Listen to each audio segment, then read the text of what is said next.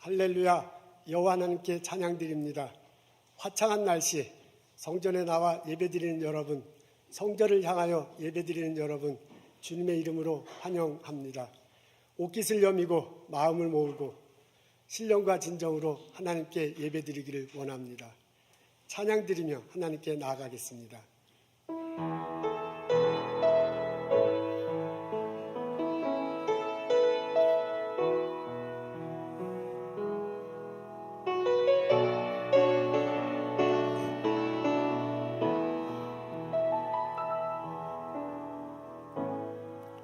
하늘의 문을 여소서, 이곳을 주목하소서. 주를 향한 노래가 꺼지지 않으니 하늘을 열고 보소서. 이곳에 임재하소서. 주님을 기다립니다. 기도의 향기가 하늘에 닿으니 주여 임재하여 주소서. 이곳에 오셔서 이곳에 앉으소서. 이곳에서 드리는 예배를 받으소서. 주님의 이름이 주님의 이름만이 오직 주의 이름만 이곳에 있습니다.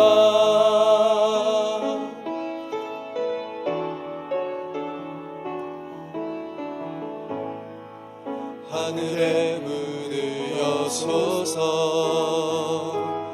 이곳을 주목하소서. 주를 향한 노래가 꺼지지 않으니 하늘을 열고 보소서. 이곳에 임재하소서. 주님을 기다립니다. 기도의 향기가 하늘에 닿으니 주여 임재하여 주소서.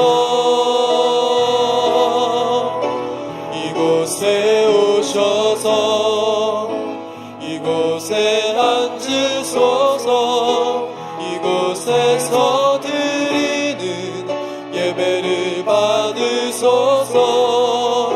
주님의 이름이 주님의 이름만이 오직 주의 이름만 이곳에 있습니다. 이곳에 오셔서 이곳에 앉으소서. 이곳에서 드리는 예배를 받으소서. 주님의 이름이 주님의 이름만이 오직 주의 이름만 이곳에 있습니다.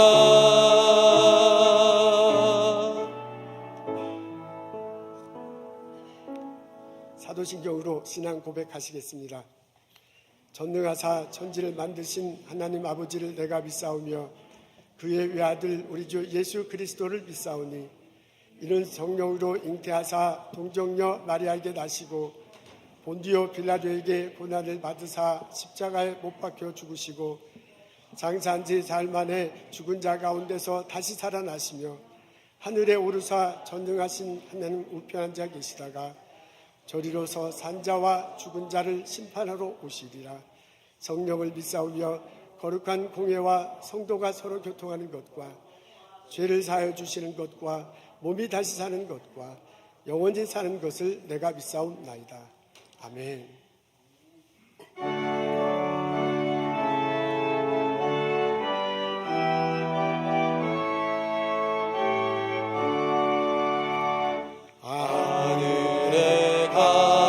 칭찬 영광의 하나님, 온 땅에 충만한 존귀하신 하나님, 생명과 빛으로 지혜와 권능으로 언제나 우리를 지키시는 하나님,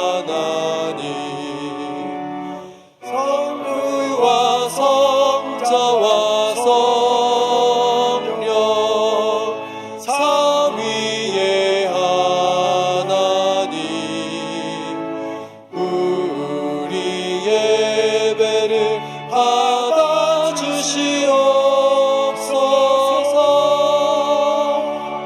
사랑이 넘치는 자비하신 하나님, 은혜가 풍성한 구원의 하나님, 자매의 심령에 평안을 주시옵고 죄악과 허물을 용서하여 주소서. 선성과 영광과 생명 구원의 하나님, 우리 예배를 받아주시옵소서.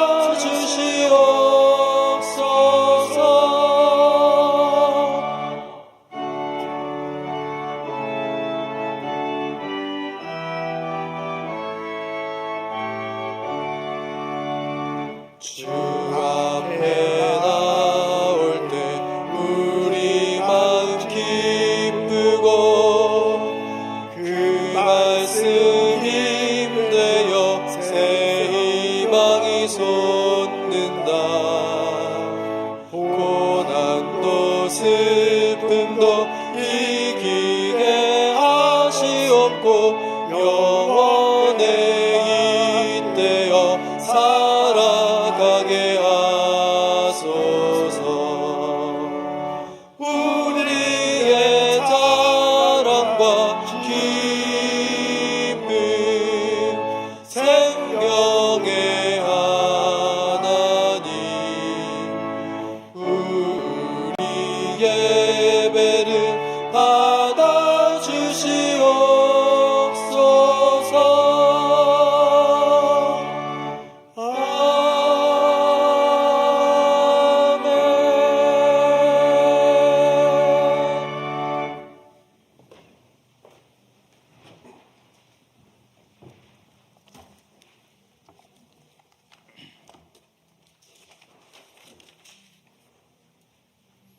다 같이 기도드리겠습니다.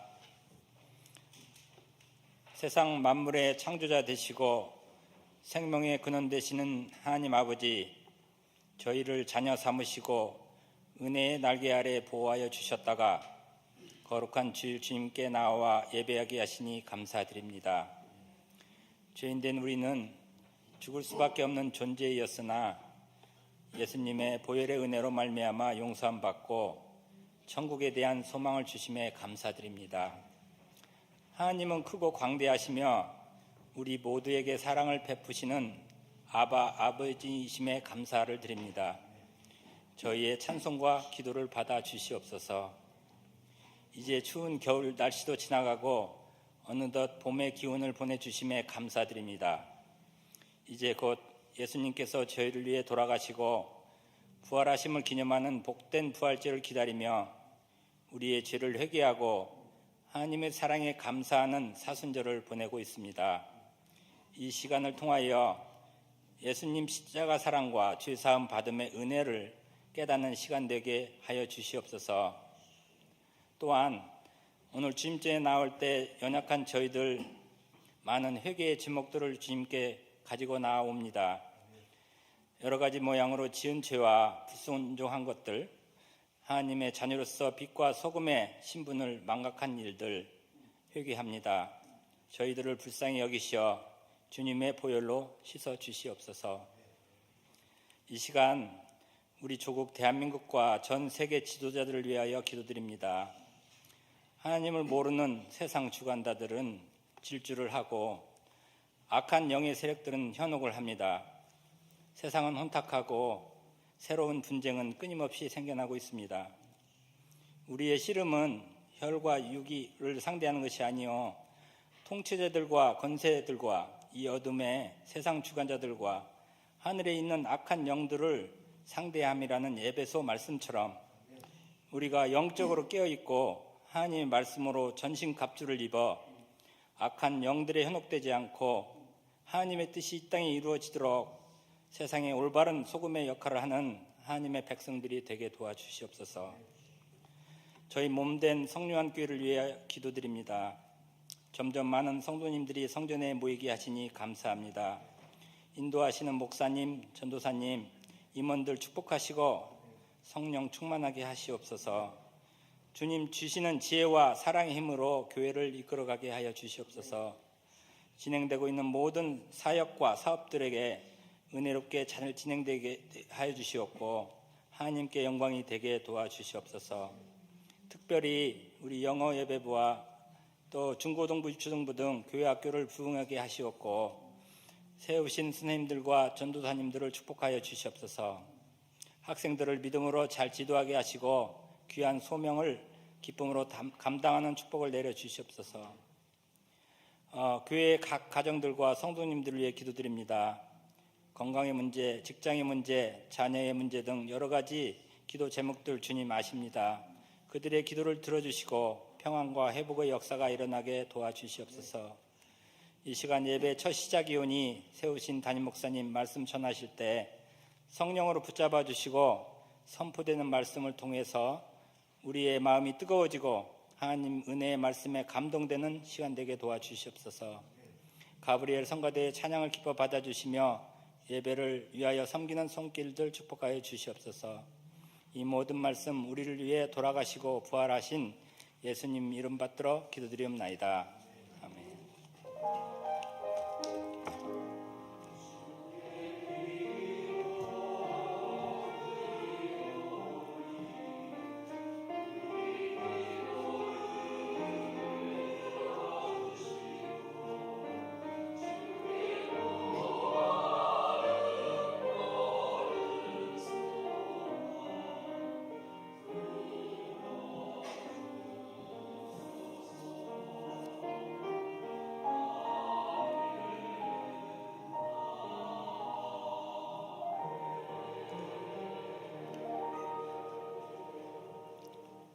교회 소식 여러분과 나누겠습니다. 사순절 기간입니다. 예수 그리스도가 십자가 달려 돌아가심을 묵상하고 경건하게 지내는 시간 됐으면 참 좋겠습니다. 부활절 제단 장식을 위해서 꽃 구입하고 제단 장식하는 것 봤습니다. 우리 강현희 집사님에게 연락하시면 됩니다. 그 주보에 보면 앞에 보면 이메일 주소와 연락처가 있습니다. 성금요일 예배가 4월 7일 금요일 오후 8시에 본당에서 드립니다. 기억하시고 참석하시면 좋겠습니다. 부활절 새벽에 이 지역 교회 연합회에서 연합 예배를 드리는데 매년처럼 저희 교회에서 드립니다. 6시에 드려요. 새벽 6시. 저희 교회 성도들이 좀 많이 성도님들이 참석했으면 좋겠어요. 저희 교회에서 하니까 안 참석하는 거 아니겠죠.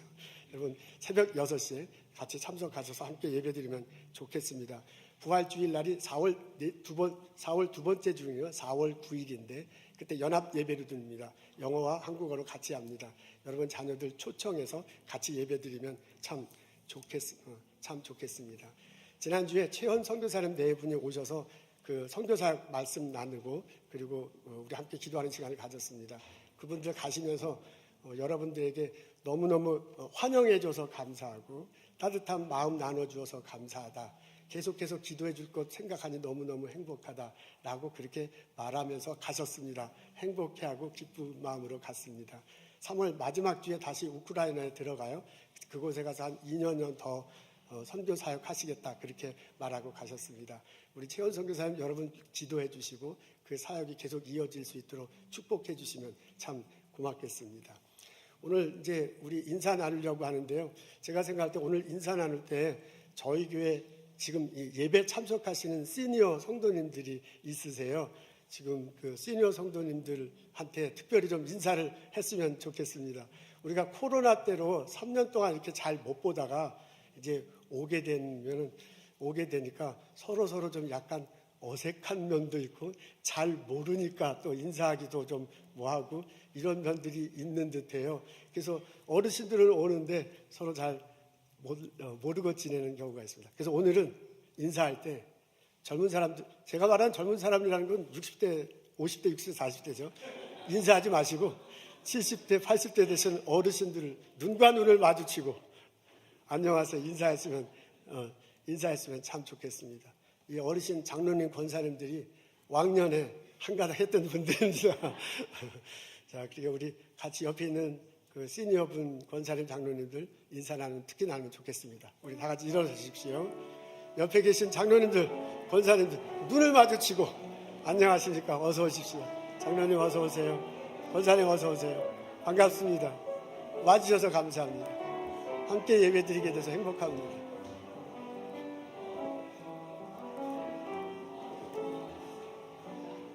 어서 오십시오. 어서 오십시오.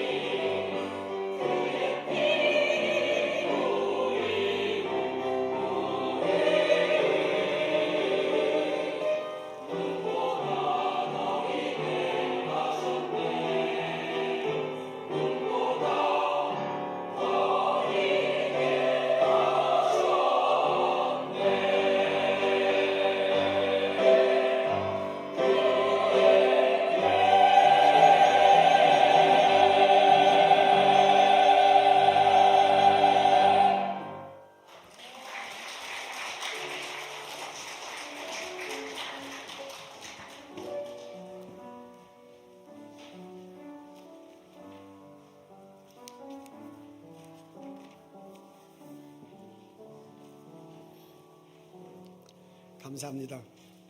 오늘 전할 말씀은 마태복음 17장 1절부터 8절입니다. 제가 읽겠습니다.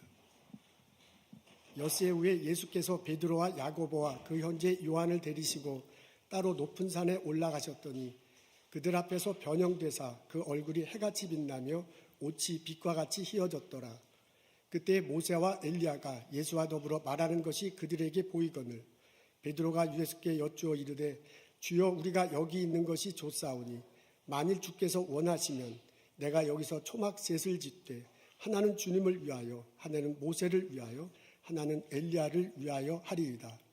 말할 때 호련히 빛난 구름이 그들을 덮으며 구름 속에서 소리가 나서 이르시되 이는 내 사랑하는 아들이요 내 기뻐하는 자니 너희는 그의 말을 들으라 하시는지라.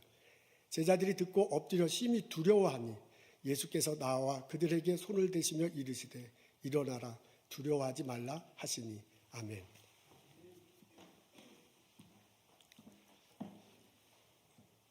예수님 일행이 갈릴리 호수 북쪽에 위치해 있습니다. 어느 날 예수님께서 베드로, 야곱, 요한과 함께 산에 올라 기도하시는데 이상 현상을 맞습니다. 예수님 얼굴이 하얗게 빛나네요. 환하게 빛나요. 그리고 옷이 하얗게 됩니다.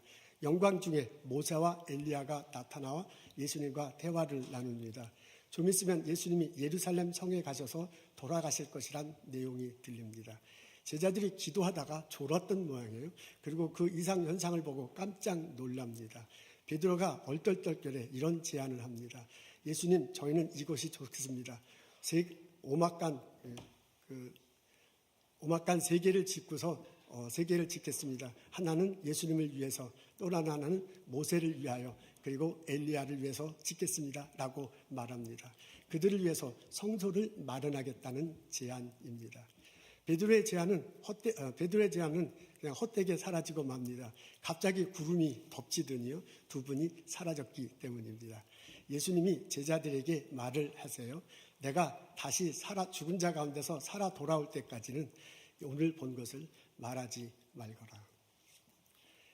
제자들이 예수님과 함께 이 사건 이후에 산 밑으로 내려옵니다. 그때 제자들의 심정은 어땠을까 하는 궁금증이 생깁니다. 제자들은 두려워했다고 적혀 있습니다. 얼마나 두려워했는지 예수님께서 두려워하지 말라고 그렇게 말릴 정도로, 마음을 다듬어 줄 정도로 그 사람들은 두려워했습니다. 모세와 엘리야는 성경 속에 나오는 인물이에요. 모세는 가장 위대한 율법 수여자예요. 엘리야는 가장 위대한 예언자라고 그렇게 칭송받는 사람입니다. 그들을 실제로 잠자다가 기도하다가 환상 중인지 영광 중인지 만났으니 얼마나 놀랬겠습니까? 그 놀라움이 두려움으로 바뀌었습니다. 예수님의 제자들은 당황했습니다. 그들이 기도 중에 혹은 졸다가 그런 환상들을 보았는데요. 환상들을 봅니다. 예수님이 아주 그 영광 중 변하는 모습을 봤는데요. 그러고 난 다음에 곧 있어서 이분이 십자가 달릴 것이다. 이분이 돌아가실 것이다. 그리고 부활하는 소리를 할 것이다. 라는 소리를 듣습니다. 이게 너무나 빨리 사건이 전개되는 거예요. 그것을 어떻게 감당하지 못해서 이 사람들은 혼동 속에 빠졌을 것입니다. 제자들은 내려오는 중에 그 마음속에 아까는 이제 당황하고 마음속에 혼돈하는 것이 있었을 것입니다. 하나님 말씀을 이렇게 들어보니까 예수님이 메시아인데 메시아 오기 전에 엘리야가 온다고 그렇게 배웠거든요. 그러면 예수님이 왔다면 엘리야가 왔을 텐데 그 엘리야가 도대체 누군가, 그 엘리야는 어디 있는가 라는 것들 때문에 막 고민하고 대화 나누는 장면을 봅니다. 그런 장면을 볼 때 그 제자들은 혼돈했을 수 있습니다. 여러분, 오늘 본문을 읽고요, 그리고 곰곰이 묵상하느라면 제자들의 얼굴이 떠올라. 근데 그 제자들 얼굴 모습 속에는 두려움 같은 것들이 있어. 제자들 얼굴 속에는 당혹스러운 모습이 있어. 그 제자들 얼굴 속에는 혼돈 속에 있는 모습들이 보입니다. 그리고 그 모습을 곰곰이 들여다보면 깜짝 놀래요. 그 얼굴 속에 나의 얼굴도 비치기 때문입니다. 때때로 우리도 신앙생활 하다 보면 예수님을 따르다 보면 나도 모르고 두려워할 때가 있고 나도 모르게 당황할 때가 있고 나도 모르게 혼돈 속에 있을 때도 있습니다. 혼돈은 자기가 갖고 있는 지식과 정보가 얇을 때 나오게 마련입니다. 성경에 대한 지식이 별로 없습니다. 성경 속에서 예수 그리스도에 대해서 말씀하시는데 그 깨달음이 확실치 않습니다. 교회 와서 신앙생활하지만 교회가 어떤 전통이 있는지 어떻게 교회 활동을 해야 되는지 정보가 부족합니다. 이런 상태에 있다가 이렇다 보면 이렇게 가야 할지 어떤 일이 부딪힐 때 이렇게 가야 할지 저렇게 가야 할지 모를 때가 있습니다. 그런 것 속에서 우리는 혼돈하게 됩니다. 마치 제자들이요 메시아 앞에 엘리야가 왔다는데 엘리야가 와야 되는데 그 엘리야가 누군지 잘 모르고 혼돈하는 것과 같은 그런 마음 상태, 심정 변화가 때때로 우리들에게 있습니다. 당황하는 것은 자기가 기대하는 것 그리고 자기가 알고 있는 것과 다른 일이 벌어질 때 당황합니다. 예수를 그리스도로 믿고 신앙생활하면 구원의 확신을 얻는다. 구원의 그 감격을 누리며 산다는 소리를 듣는데 나는 오랫동안 신앙생활했어요. 교회 와서 열심히 봉사하는데 이 구원의 확신, 이 구원의 감격 같은 거 잘 못 느끼면서 신앙생활할 수도 있습니다. 예수님 믿으면 복을 날마다 얻는다고 하는데 날마다 복 얻기는커녕 날마다 어려운 일을 당하는 사람들을 옆에서 보게 될 때 참 당황스럽게 됩니다. 그러니까 그런 사람들을 보고 내가 그런 환경에 처했을 때 과연 어떻게 행동해야 될지 이것을 어떻게 받아야 될지 몰라서 나도 모르게 당황하게 됩니다. 제자들이 영광 중 예수님의 모습을 봤는데 좀 이따 이분이 십자가 달려 돌아가신다니까 이게 사건이 막 빨리빨리 전개되니까 당황스러운 것과 똑같아요. 도대체 이렇게 그런 것과 똑같은 심정이 우리들에게 들 때도 있습니다. 두려움은 내 자신이 미약함을 발견할 때 두려워집니다. 우리가 예수를 믿음으로써 하나님 앞에 나아갑니다. 그 하나님 앞에 나아가 보니 그분은 창조주시고 나는 피조물이야. 그 하나님 앞에 나아가 보니 그분은 거룩한 분이시고 나는 허물 많은 존재야. 그 하나님께서 예수 그리스도를 통해서 나를 사랑해 주시고 나에게 은혜를 베풀어 주셔서 우리가 같이 화목하게 됐어. 그것은 참 감사해. 그것은 참 감격해. 그럼에도 불구하고 피조물인 내가 볼 때 위대하신 창조주 하나님은 보여요. 죄 많은 허물로 이렇게 의롭다 여겨짐을 받았지만은 이런 내가 그 거룩한 하나님을 볼 때 그 거리감이 있습니다. 그것은 경외감, 그것은 기이함, 그것이 발전하면 두려움, 성경에는 그렇게 쓰여 있죠. 두려움 같은 것들도 우리들에게 있게 마련입니다. 베드로, 야고보, 요한이 잠자다가 일어나서 모세와 엘리야를 보고서 두려워했다고 적혀 있는데 그 두려움 같은 것들이 또한 우리들에게 있습니다. 생각해보면 변화산 산상에서 내려올 때 제자들이 겪었던 그 심정 변화가 우리들에게도 그대로 나타나고 있습니다. 그런데 이 심정 변화는 시간이 지나면서요, 점점 깊어지고, 그리고 점점점 길어지고, 점점점 길어지면서 영적 침체로 이어질 수도 있습니다. 제자들이 이 이후의 삶을 보면 그것을 확연히 느낄 수 있습니다. 제자들은 점점점 혼돈의 나라 속에 빠져들고 맙니다. 예수는 이렇게 내려오면서 물어봐요. 메시아가 오기 전에 엘리야가 온다고 적혀져 있는데 그 엘리야가 누굽니까? 그러니까 예수님께서 대답하시기를 엘리야 역할을 하는 사람이 먼저 왔다. 근데 사람들이 그를 함부로 대했다라고 그렇게 알려주세요. 그 말씀을 들어보니까 세례 요한이 떠올라. 그러니까 예수님이 메시아라면 엘리야 역할을 하시는 분이 세례 요한이라는 건데 듣기는 들어도 아직도 확신이 서지 않습니다. 그래서 제자들은 계속해서 혼돈 속에 빠집니다. 제자들은 계속해서요 당황하게 됩니다. 예수님이 위대하신 분으로만 알고 있었는데 그분이 고난을 당하는 거예요. 그분이 십자가에 못 박히고 재판을 받고요 함부로 대함을 받는 거예요. 그리고 그분이 십자가에 달려 돌아가십니다. 이렇게 시간이 지나면서요 제자들은 굉장히 두려워집니다. 십자가에 달려 돌아가신 예수를 보고 깜짝 놀라요. 근데 그분이 예전에 우리에게 요청하기를 너희도 너의 십자가가 있으니 너 십자가를 지고 오라 그랬거든요. 그러니까 내 십자가를 지고 저 예수님 십자가 달려가신 걸 볼 때 내 십자가를 지고 나도 저렇게 해야 되는데 그렇게 할 자신이 없습니다. 나중에 3일 후에 예수님이 부활하시잖아요. 그리고 부활하시면서 제자들에게 나타나요. 그래서 땅끝까지 가서 복음을 전하라고 해요. 그리고 하늘나라에 가셨어. 그러면 그 예수님 말씀대로라면 내가 땅끝까지 가서 복음을 전해야 되는데 내가 그럴 마음이 없어. 내가 그럴 능력이 안 돼. 내가 그런 마음이 적지 안 돼. 그래서 내게 맡겨진 일이 무겁고 두려워져. 그 미래의 앞날이 불투명해져. 그래서 두려워지게 됩니다.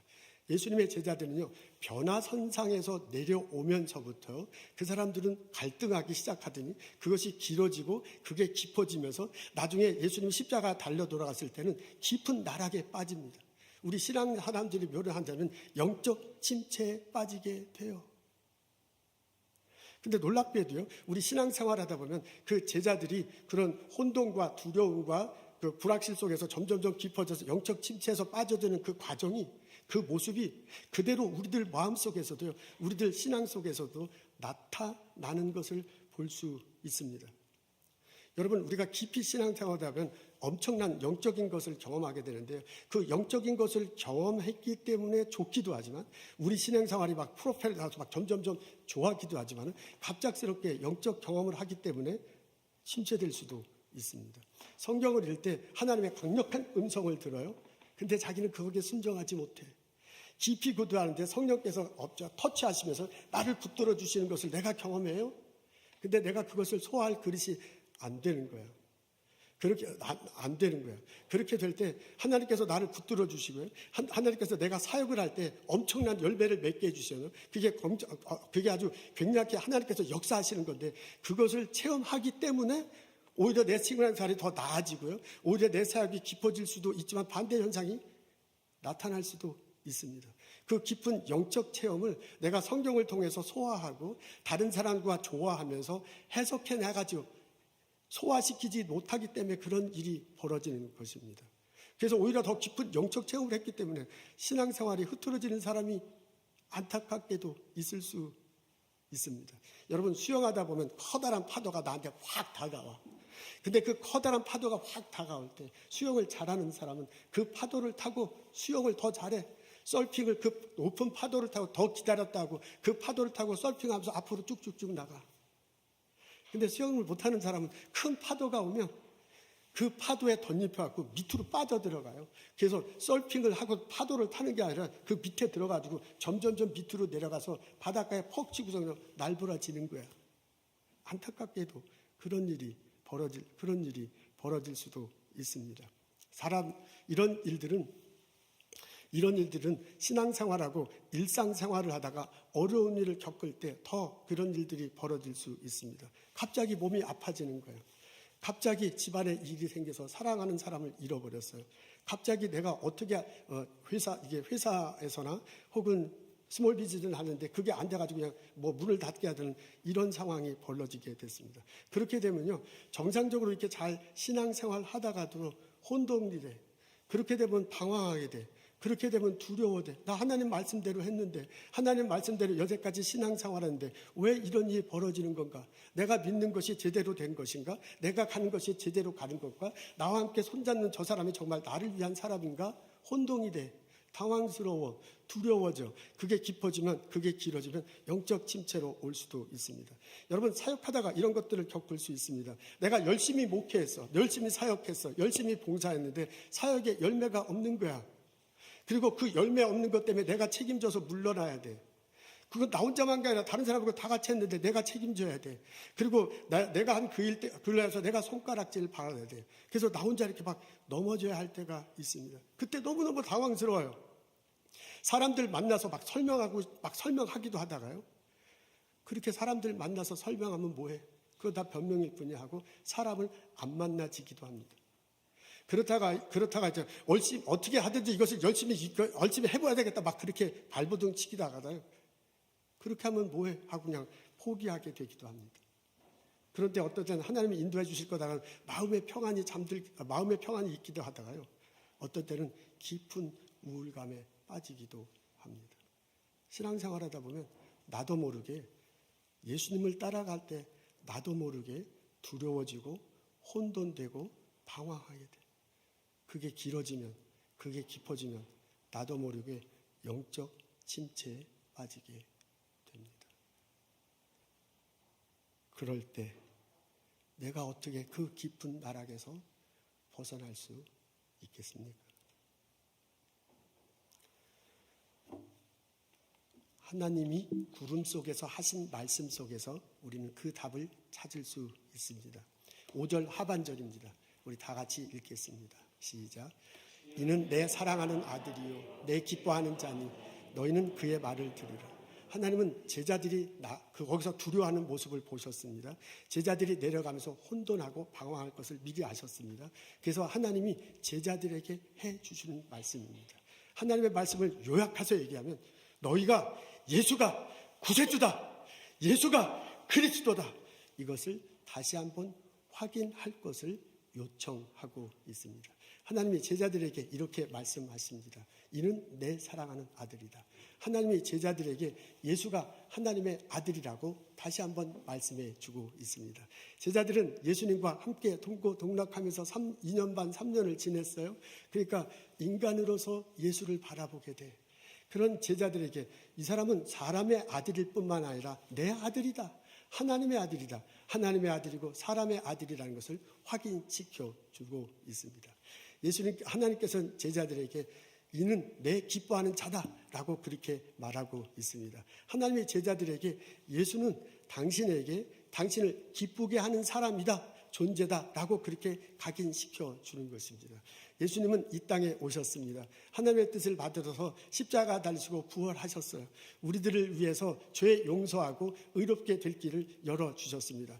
누구든지 그 예수를 믿을 때 구원을 얻을 수 있습니다. 그렇게 해서 하나님을 기쁘시게 예수님이 사역하셨어요. 그 결과로 하나님이 계속 기뻐하실 수 있게 됐어요. 그래서 제자들에게 이는 내가 기뻐하는 자다라고 말씀하십니다.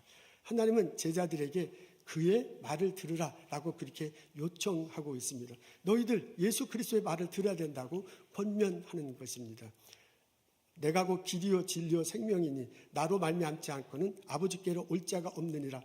예수님께서 말씀하셨습니다. 예수를 믿을 때 하나님 앞에 갈 수 있어요. 십자가 달시고 부활하신 그 피로 내 죄 용서함 받고 의롭게 될 수 있어요. 그래서 예수님 안에서 하나님 앞에 갈 수 있고, 그래서 새 생명 얻고 구원을 얻을 수 있습니다. 이 복음의 말씀을 들으라라고 그렇게 권면해요. 하나님은 제자들이 방황할 것을 알았습니다. 하나님은 제자들이 혼돈하고 두려워하고요, 나중에 영적 침체로 빠질 것을 알았습니다. 그래서 하나님께서 미리 말씀하시기를 내 사랑하는 아들이다, 내 기뻐하는 자다, 그의 말을 들으라 라고 그렇게 권면한 것입니다. 핵심은 뭐냐면 너희가 흔들릴 때, 너희가 침체에 빠졌을 때 가장 기본적으로 해야 될 것, 그거는 예수가 그리스도다 라는 것을 다시 한번 확인하는 것, 그것이라고 알려주고 계십니다. 여러분, 이것은 운동선수가 침체에 빠졌을 때 벗어나는 방법과 동일합니다. 야구 선수들이 항상 잘 치는 것은 아니잖아요. 3할 때는 무척 잘 치는 건데 10번 나와서 3번 치면 잘 치는 거래요. 근데 10번 나와서 3번 치기는 커녕 10번 나와서 10번 나와서 3번, 4번 치다가도 10번 나와서 한 번밖에 못 치는 경우도 있습니다. 그게 이제 침체에 빠진 거거든요. 그 침체에 빠진 선수들이 하는 게 있다고 해요. 그게 뭐냐면 화려한 기술을 다시 한번 연습하는 게 아니랍니다. 그게 다른 사람, 잘 치는 사람을 보고 저렇게 쳐야지 하는 게 아니랍니다. 그때 하는 게 뭐냐면 가장 기본적인 것, 그걸 코치한테 다시 인스트럭터 받고, 그리고 코치가 보는 앞에서 가장 기본적인 것을 자꾸 연습한다고 해요. 그러니까 프로 야구 선수가 침체에 빠졌을 때 자꾸 연습하는 거는 초등학교 야구 선수가 연습하는 것과 똑같아요. 그러니까 다른 거 다 제쳐놓고 가장 기본적인 것을 자꾸 반복하는 거예요. 그런 가운데서 리듬을 찾고, 그런 가운데서 자신감을 찾고, 그런 가운데서 다시 배트에 서서 다시 홈런을 치고 안타를 친다고 합니다. 그런 것과 아주 똑같습니다. 내가 왜 교회에 다니는가? 내가 왜 신앙생활하는가? 내가 왜 직분을 맡고 있는가? 이런 것들 다 제껴놓고, 가장 핵심이 뭐냐면, 가장 기본적인 것이 무엇이냐? 그것을 헤아리고 그것에 초점을 맞추는 거예요. 십자가에 달리시고 부활하신 예수, 그분 때문에 내가 구원받았다, 그 사실, 그것 하나에 집중하는 것입니다. 여러분, 우리는 말씀을 읽으면서 이것을 집중할 수 있습니다. 성경 말씀을 읽고 특히 예수 그리스도에서 말씀하신 분을 읽으면서요, 그분이 고난받으신 것, 그분이 십자가 다신 것, 부활하신 그 목적들을 되새겨 볼 수 있습니다. 우리는 내가 성경 읽고 묵상한 것을 성경 공부에 참석해서 같이 나누면서 서로 격려 받을 수 있습니다. 때때로는 내가 그 성경 공부, 내가 성경을 깊이 읽기 위해서요, 나만의 장소에 골방에 들어갈 수도 있습니다. 사람을 만날 때도 있지만 나만의 골방의 장소로 갈 수 있습니다. 때때로는 기도원에 가서 기도하시는 분도 있습니다. 때때로 어떤 분은 이렇게 길을 걸으면서 말씀을 묵상하기도 합니다. 어떤 형식이든지 간에 성경 안에 담겨져 있는 복음의 핵심, 예수님에 관한 것을 읽고 묵상하는 것입니다. 그때 성령께서 임하셔서요, 우리들에게 깨달음을 주실 것입니다. 여러분, 그때 우리들이 해야 할 게 있습니다. 그게 뭐냐면 기도하는 것입니다. 기도를, 하나님, 내가 흔들리고 있습니다. 하나님, 제가 영적 침체에 빠졌습니다. 라는 걸 솔직하게 인정하고요, 다른 거 다 제껴놓고 예수 그리스도에 집중하면서 기도하는 것입니다. 여러분, 제자들이 변화산상에서 기도할 때는 졸았다고 그래요. 졸다가 갑자기 환상을 본 거거든요. 그 환상을 본 거거든요. 근데 그 제자들이 나중에는 다락방에서 열심히 기도하잖아요. 예수님 하늘나라에 승천하시고 난 다음에는 다 같이 모여서 막 열심히 눈물을 흘려서 떼 흘려서 기도해요. 그때 성령께서 강하게 임재하셔요. 그리고 그 사람들로 하여금 마음을 잡아주세요. 그리고 십자가를 똑바로 바라보들수록 붙잡아 주셨습니다. 말씀을 읽을 때 성령께서 우리를 그렇게 깨닫게 해주세요. 기도할 때 성령께서 우리를 잡아주셔서 예수님을 보게 하시고 예수님이 똑바로 우리들 앞에 나타나게 하도록 우리를 보여주시고 우리를 또 볼 수 있도록 그렇게 예수님께서 해 주실 것입니다. 여러분, 우리가 십자가 다시고 부활하신 예수님을 주목할 때 그 예수님이 손 내밀어서 나를 붙잡아 주십니다. 그래서 영적 침체에 빠진 나를 일으켜 세우고 두려워하고 방황하고 흔들리는 나를 똑바로 걸어갈 수 있도록 인도해 주셔요. 그래서 나로 하여금 천국을 향해서, 복된 길을 향해서 똑바로 걸어갈 수 있도록, 강력하게 걸어갈 수 있도록 인도해 주실 것입니다. 여러분, 우리들 앞의 삶은 희망으로 가득 차 있습니다. 나 혼자 가는 길이 아니기 때문에 그렇습니다. 예수님이 성령의 모습으로 나와 함께 하셔서 내가 걷는 길을 함께 걸어가기 때문에 나의 앞길은 복된 길이 될 것입니다. 나의 앞길은 풍성한 길이 될 것입니다. 우리들의 앞길은 풍성한 열매가 맺히게 될 것입니다. 이것을 분명히 고백하고 이것을 체험하고 영적 침체에서 벗어나 풍성한 삶을 살아가는 나와 여러분 되시기를 주님의 이름으로 소원합니다. 주님의 이름으로 축복하고 기도합니다. 야고보가 생각나요? 야고보는 변화산상 밑에서 내려올 때 많이 두려워했습니다. 방황했습니다. 당황했습니다. 혼돈에 빠졌습니다. 그리고 다른 제자들과 함께 똑같이 영적 침체에 빠진 삶을 살아갈 수밖에 없었습니다. 그러나 다락방에서 성령께서 임하시고 그것을 체험하고 나면 변화됐지요. 그리고 예수님이 요청하신 대로 땅끝까지 가서 복음 전하기를 원했습니다. 예루살렘에서 땅끝이 어딘가 생각하고요, 가다 보니까 오늘날의 이베리아 반도, 스페인 북서쪽에 있는 갈리시아 지방에 도착합니다. 그 먼 곳에 와서 복음을 전했는데 그 먼 길에서 온 복음 전도자의 말씀을 듣고서 얼마나 많은 사람이 회개를 했겠습니까? 단 2명이 예수의 복음을 전해 들었다고 합니다. 야고보가 예루살렘에 돌아왔어요. 돌아온 야고보를 헤롯 왕이, 사도행전 12장에 보면 헤롯 왕이 잡아다가 처형시켰다고 그렇게 얘기하죠. 아그리파 1세입니다. 그 사람에 의해서 죽어요. 그래서 예수님의 12제자 중에서, 예수님의 제자들 중에서 가장 먼저 순교를 당합니다. 전설에 의하자면, 이게 이제 캐톨릭에서 내려오는 전설인데요, 동료들이 야고보의 시체를 배에 싣고서 바다에 띄워보냈대요. 그랬더니 전설에 의하자면 그 배가 흘러 스페인 북서쪽 갈리시아 지방에 도착했다고 합니다. 누군가가 그 유해를 거두어서 묻었습니다. 아마도 야고보가 너무 마음에 사무쳐서 내가 거기 가서 복음 전해야 된다는 그런 간절함이 묻어서 그쪽같이 흘러갔는지도 모릅니다. 성 야고보는 죽어서 힘을 발휘합니다. 그가 묻히고 난 다음에 많은 사람들이 예수를 영접하기 시작합니다. 그 사람들이 모여서 성당을 세우고요. 거기서 미사를 드리기 시작했습니다. 유럽에 있는 많은 사람들이 그 소식을 듣고요. 성당을 방문해 보기를 원했어요. 그래서 자기가 사는 집에서 걸어서 스페인 북서쪽에 있는 갈라시아 지방, 오늘날 산티아고라고 불리는 도시로 자꾸 걸어서 오기 시작했습니다. 그래서 산티아고 데 콤페스텔라라는 도시가 형성되고 거기에 성당이 세워졌는데 그곳에 걸어서 와가지고 미사를 드리고 돌아가는 거야. 근데 그 사람이 자기 집에서요, 그 산티아고까지 이렇게 자꾸 걸어오는 과정이 너무 힘들잖아요. 날씨가 더울 때도 있고 추울 때도 있어요. 그리고 배고파요. 다리가 막 아파요. 어떤 때는 동물의 위협을 받을 수 있고요. 길 잃을 수 있는 막 그런 경우도 있어요. 그런 걸 다 감수하면서 계속 걸어서 산티아고 마을까지 오는 거예요.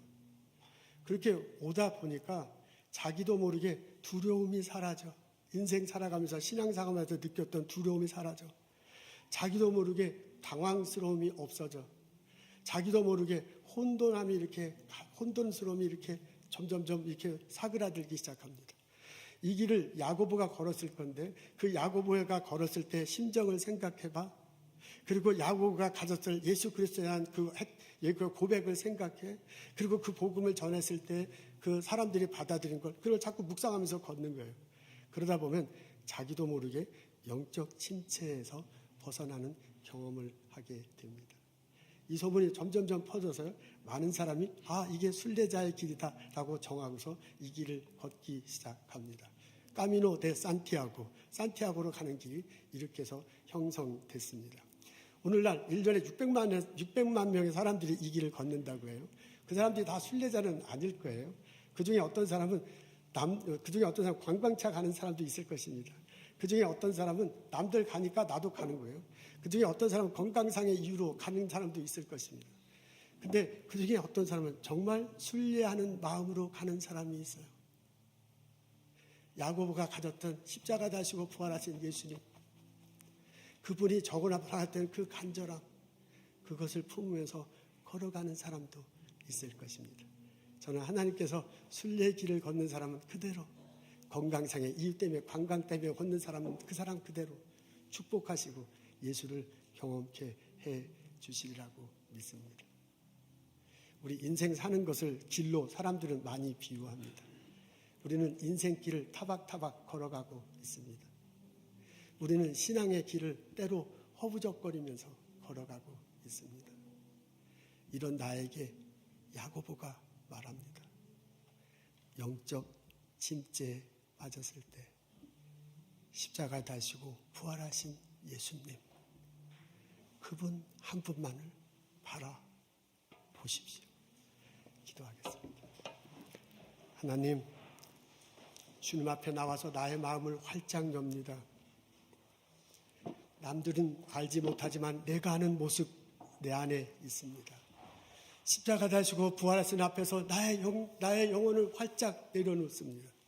그 누구도 보지 못하지만 내게 보이는 모습 있습니다. 두렵습니다. 혼돈스럽습니다. 당황합니다. 겉으로 드러나지 않지만 침체 속에 빠져있는 나 자신을 발견합니다. 주님, 이 마음 가지고 주님께 나아가니, 내가 이 마음 가지고 하나님 말씀을 읽고자 하오니, 내가 이 마음 가지고 기도하오니, 성령님 내게 오셔서 나를 위로해 주시고 나를 붙들어 주시고 나를 세워 주시옵소서. 십자가 다시고 부활하신 예수님이 마음에 보이고 눈으로 보여 그분과 함께 내게 맡겨진 일 걸어갈 수 있도록 인도하여 주옵소서. 내 인생길, 내 신앙길, 예수님이 함께 가시는구나. 그분 때문에 풍요로워지고 그분 때문에 열매가 있고 그분 때문에 천국과 같은 삶을 사는구나 라는 것을 경험하며 고백하며 살아갈 수 있도록 인도하여 주옵소서. 예수님을 바라보고 예수님을 붙들며 흔들리지 않고 넘어지지 않고 살아갈 수 있도록 도와주옵소서. 예수님 감사합니다. 예수님 이름으로 기도합니다. 아멘.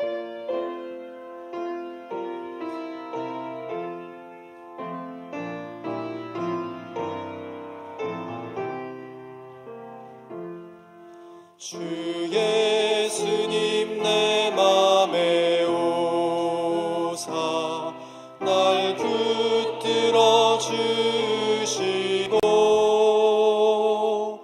내 마음에 새 힘을 주사 늘 기쁘게 하소서. 사랑의 주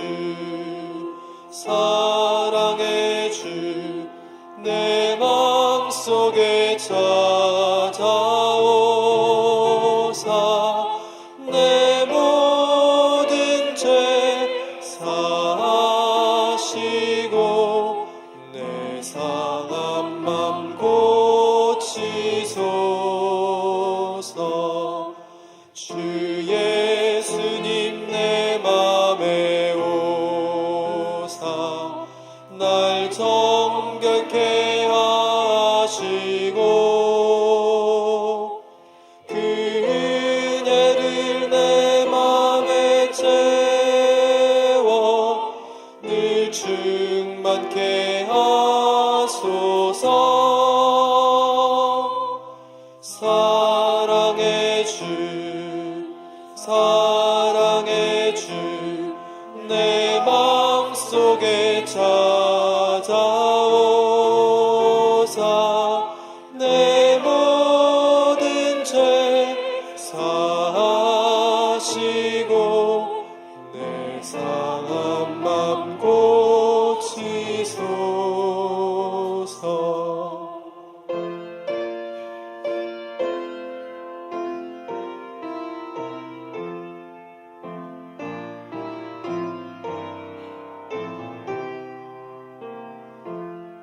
주 예수님 내 맘에 오사 내 길 인도하시고 주 성령을 내 맘에 채워 늘 충만케 하소서. 사랑의 주 내 맘속에 찾아오사 내 모든 죄 사하시고 내 상한 맘 고치소서.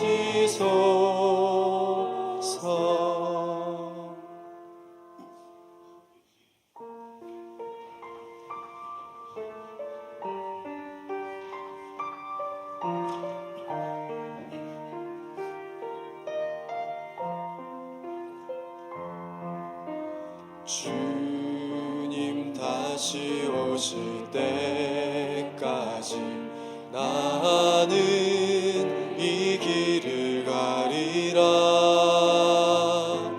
좁은 문 좁은 길 나의 십자가 지고 나의 가는 이 길 끝에서 나는 주님을 보리라. 영광의 내 주님 나를 맞아주시리. 주님 다시 오실 때까지 나는 일어나 달려가리라. 주의 영광 온 땅 덮을 때 나는 일어나 노래하리. 내 사모하는 주님 온 세상 구주시라. 내 사모하는 주님 영광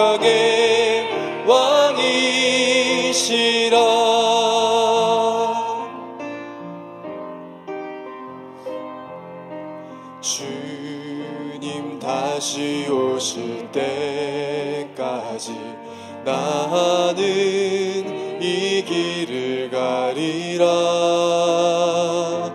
좁은 문 좁은 길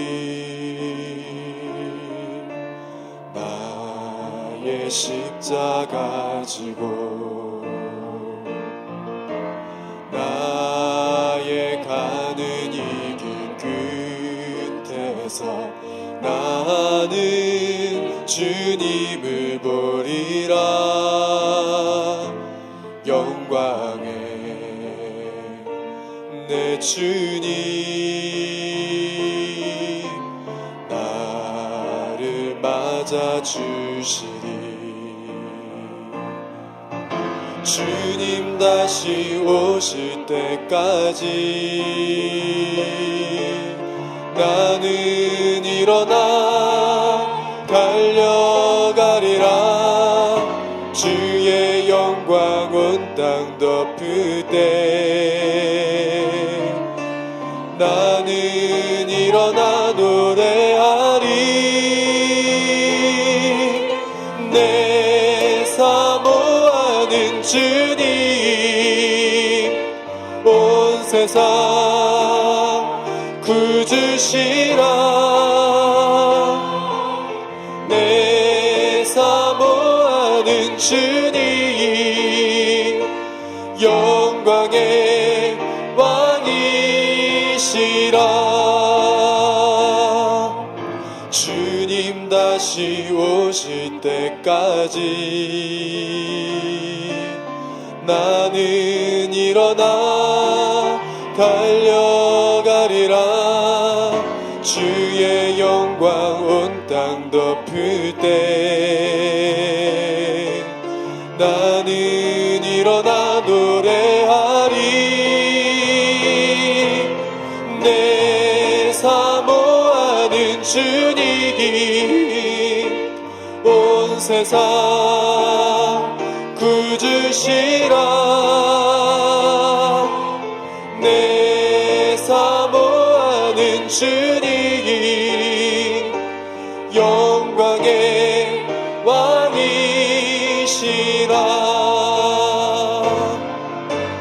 내 사모하는 주님 온 세상 구주시라. 내 사모하는 주님 영광의 왕이시라. 날마다 성령님 오셔서 내 마음을 어루만져 주시는 것을 경험하기를 원합니다. 하나님 날마다 내게 오셔서 은혜로 채워주시고 나를 자라게 하고 나를 일어서게 하실 성령님을 경험하기를 원합니다. 나의 삶 속에서, 가정에서, 일터 속에서 성령님과 더불어 한 발자국 한 발자국 걸어가기를 원합니다. 주님 오셔서 은혜 주시고 주님 오셔서 잡아주시고 나와 함께 한 발자국 한 발자국 걸어가게. 하나님 주님께서 주신 많은 것 기억하고 거룩하게 구별하여 하나님께 예물 드립니다. 이 예물과 함께 우리의 삶을 드리겠다고 고백하며 예물 드리고 예배 드립니다. 우리의 예물을 받아주시고 우리의 예배를 받아주시고 우리들 삶 속에 큰 은혜를 내려 주옵소서. 성부, 성자, 성령의 은혜와 축복과 보살핌이 오늘 예배드리고 마음속에 결심하고 기도하고 돌아가는 우리들 모두에게 지금부터 영원토록 함께 하시기를 간절히 축원하옵나이다.